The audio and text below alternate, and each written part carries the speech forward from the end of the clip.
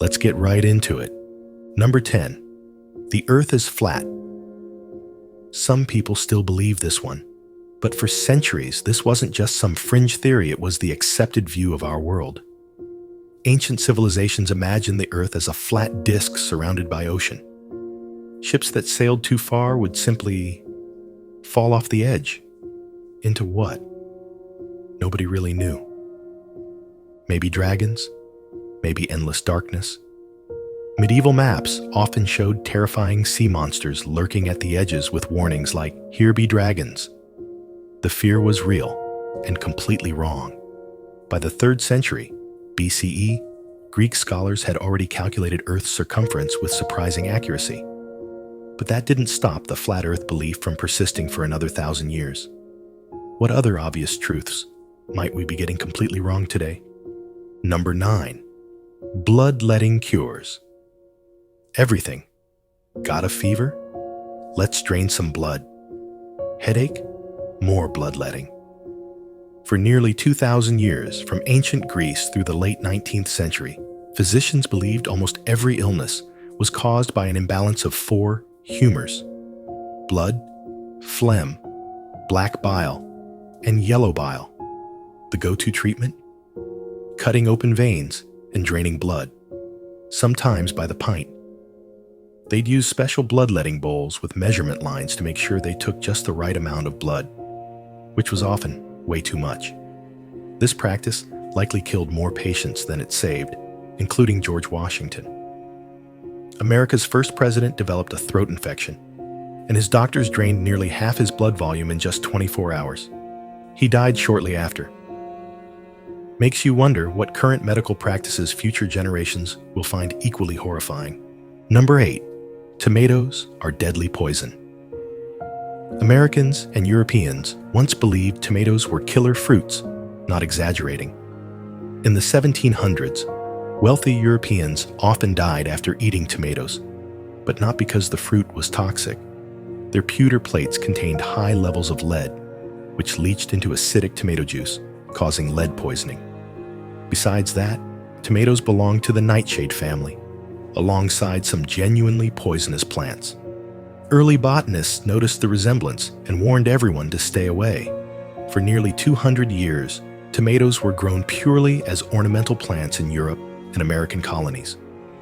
People would admire their bright red color, but never ever eat them. Some brave soul eventually tried one and lived to tell about it. Now imagine Italian cuisine without tomatoes. Pasta with what exactly? Number 7. Hysteria was a female disease. For thousands of years, doctors diagnosed women with hysteria for almost any abnormal behavior, from anxiety to sexual desire to simply having opinions. The word itself comes from the Greek hystra, meaning uterus. Ancient physicians genuinely believed a woman's uterus could detach and float around her body, causing mental disturbances wherever it landed. The prescribed treatments ranged from bizarre to disturbing. Some doctors recommended marriage as a cure. Others prescribed pelvic massage to induce what they called hysterical paroxysm, which was actually just an orgasm. This was considered a medical procedure, not a sexual act. By the 1800s, doctors were so tired of performing these massages that they invented early vibrators as medical devices. Think about that next time you see one in a store. Number 6. The Great Bathing Debate.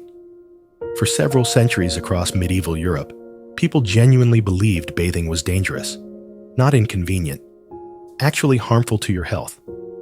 Public bathhouses were common in the early Middle Ages, but by the 16th century, they'd been largely abandoned.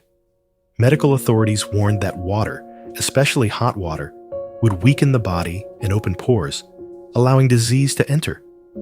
Queen Isabella of Spain bragged about only bathing twice in her entire life, once at birth and once before her wedding.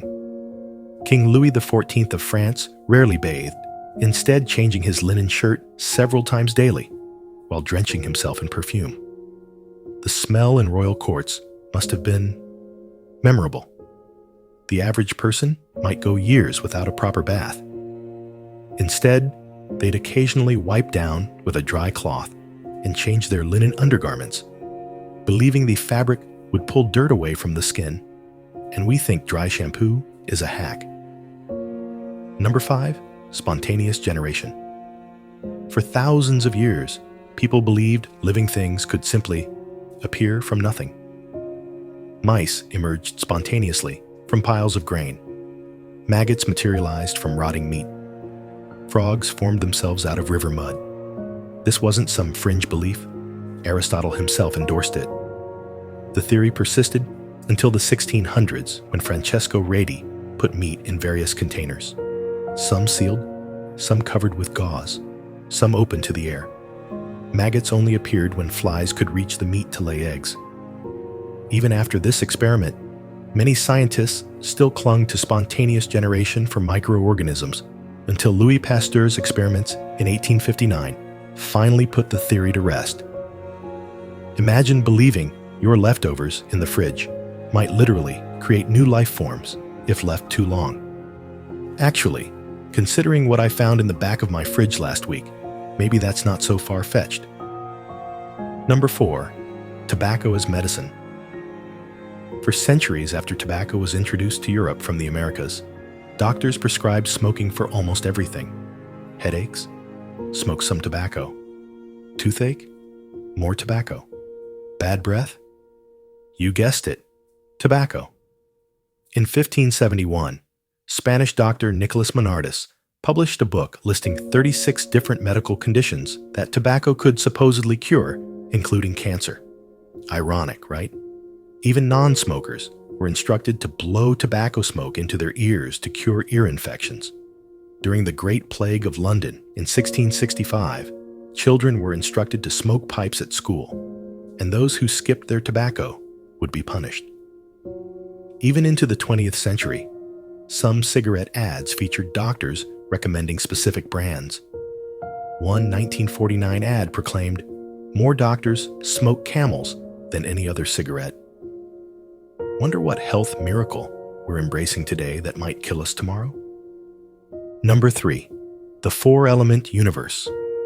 For over 2,000 years, scientists and philosophers insisted everything in existence was made from just 4 elements: earth, air, fire, and water. This wasn't just some spiritual belief. It was considered hard science from ancient Greece through the Renaissance. Different combinations of these elements supposedly created everything from human emotions to metals to stars. Alchemists spent centuries trying to transform lead into gold by manipulating these elements. Isaac Newton himself devoted more time to alchemy than to the physics discoveries we remember him for. The periodic table we know today didn't begin to take shape until the late 1700s, when scientists finally accepted there might be more than just 4 building blocks to the universe. What fundamental facts about reality might scientists 500 years from now laugh about? Number 2, human zoos were educational. In the late 19th and early 20th centuries, human zoos were popular attractions across Europe and America. Indigenous people from Africa, Asia, and the Americas were brought to Western countries and put on display in mock villages, often in actual zoos alongside animal exhibits. These weren't underground attractions. They were mainstream entertainment, often presented as educational experiences. The 1904 World's Fair in St. Louis. Louis featured exhibitions of people from the Philippines, Japan, and various indigenous tribes. The 1931 Paris Colonial Exhibition attracted 34 million visitors who came to gawk at human beings in artificial habitats. Many of the exhibited people died from diseases or harsh conditions. The last human zoo didn't close until the 1950s in Belgium. That's less than 75 years ago. Sometimes the most insane beliefs aren't from the distant past. Number 1, brain surgery for mental illness. In the mid-20th century, doctors treated thousands of mental health patients by literally destroying parts of their brains.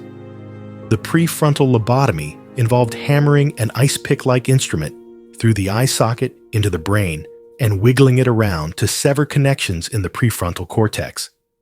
The inventor, Antonio Egas Moniz, even won a Nobel Prize for this procedure in 1949.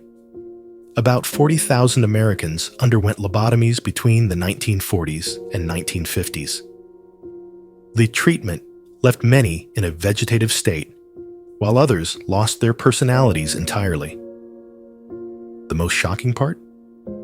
Doctors performed these procedures for conditions we now treat with therapy or medication: depression, anxiety, and even moodiness in women.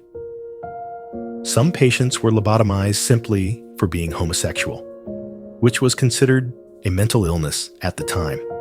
The practice only declined with the introduction of psychiatric medications in the 1950s. Makes you wonder what current medical practices might horrify people 50 years from now. So there you have it. 10 completely insane things people once believed. From floating wombs to killer tomatoes, these weird beliefs shaped how people lived for centuries.